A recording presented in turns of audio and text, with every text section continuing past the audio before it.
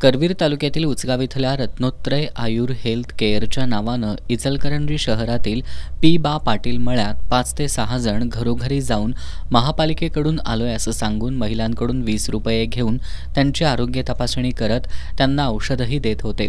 महापालिकेला याची माहिती मिळाल्यानंतर वैद्यकीय अधिकारी डॉक्टर सुनील दत्त संगेवार आणि त्यांच्या पथकानं प्रत्यक्ष जाऊन पाहणी केली।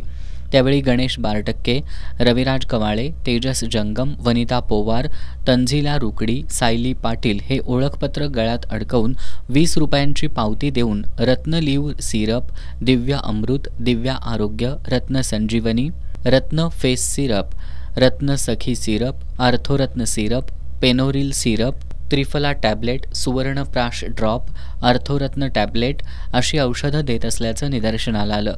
या औषधांची किंमत 3,310 रुपये इतकी होती।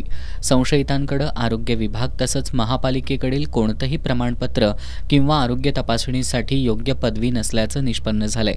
त्यामुळे याबाबत वैद्यकीय अधिकारी डॉक्टर संगेवार यांनी दिलेल्या फिर्यादीनुसार 3 महिलांसह 6 जणांवर गावभाग पोलिसात गुन्हा दाखल करण्यात आलाय।